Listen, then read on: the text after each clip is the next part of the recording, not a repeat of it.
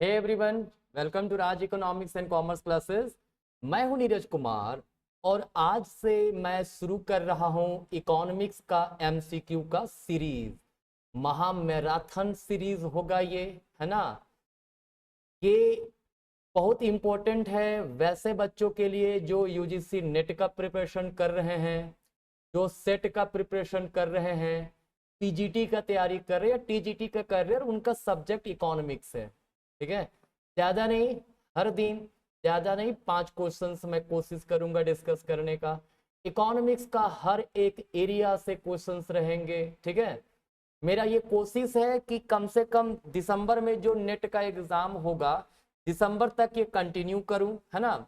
उसके बाद भी नए तरीके से जब कुछ आइडिया आएगा तो वो भी आपके बीच लेकर के आऊंगा। लेकिन ये एमसीक्यू का सीरीज अगर आप आज देख रहे हो अच्छी बात है, आज अगर आप 1 साल के बाद देखोगे तब भी वो आपके लिए इंपॉर्टेंट रहेगा। आप 4 साल 5 साल के बाद भी अगर ये वीडियो देख रहे होंगे जब से अपलोड हुआ है तब भी ये आपके लिए इंपॉर्टेंट रहेगा, है ना।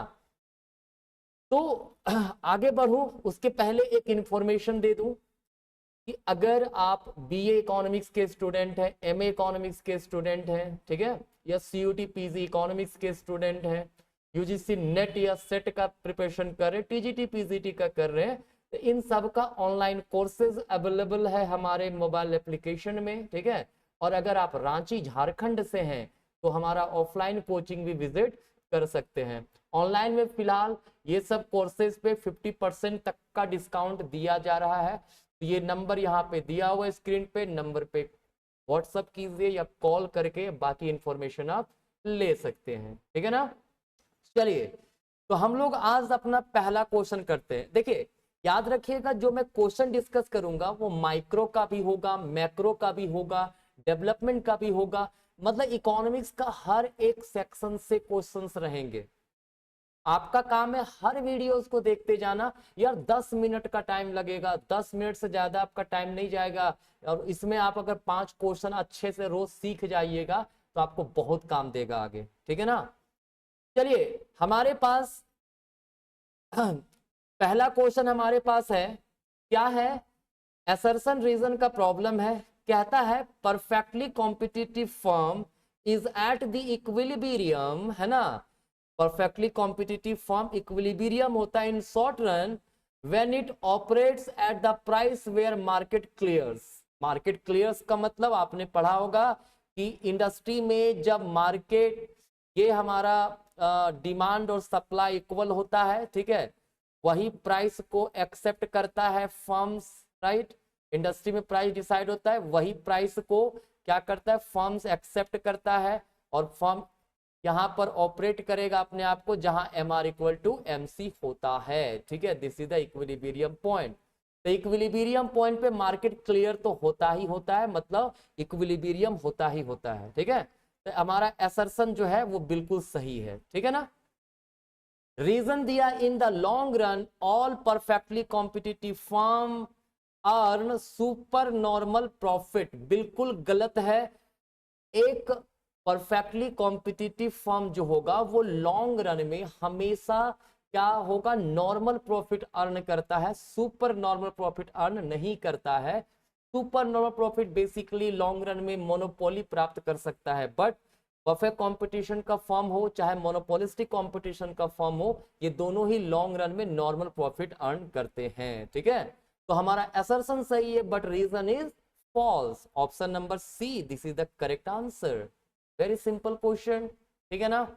चलिए, हर क्वेश्चन को सुनिएगा जरूर, मैं जो भी डिस्क्राइब कर रहा हूं, जो भी एक्सप्लेनेशन दे रहा हूं, जरूर सुनिएगा। ठीक है ना, आपको बहुत ही बेहतरीन कंटेंट मिलेगा ये इकोनॉमिक्स का। ठीक है, नेक्स्ट क्वेश्चन है, in the consumer behaviour theory the following theories consider risk and uncertainty factors. देखो, जब कंज्यूमर बिहेवियर की थ्योरी की बात करते हैं तो उसमें कार्डिनल यूटिलिटी अप्रोच एडॉप्ट किया गया, ऑर्डिनल यूटिलिटी, ऑर्डिनल थ्योरी भी अपनाया गया, रिवेल्ड प्रेफरेंस थ्योरी अपनाया गया, रिस्क एंड अनसर्टेनिटी जो है वो अपनाया गया है। ठीक है ना।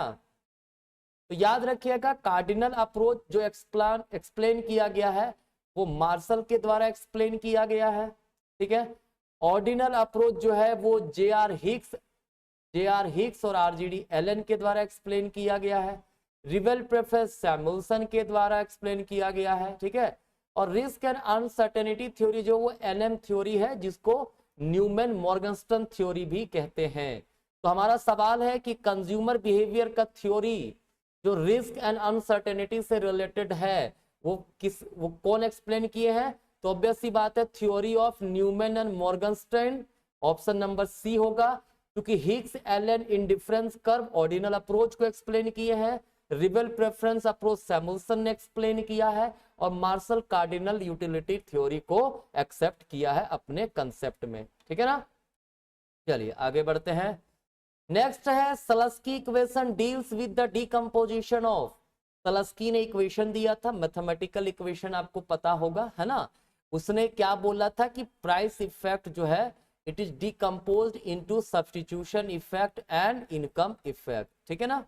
तो हमारा आंसर यही होगा कि उन्होंने अपना जो कंसेप्ट दिया था, इक्वेशन दिया था, वो डिकम्पोज किया था किसको? प्राइस इफेक्ट को किसमें? सब्स्टिट्यूशन एंड इनकम इफेक्ट में। ऑप्शन नंबर डी हमारा करेक्ट आंसर हो, ठीक है ना।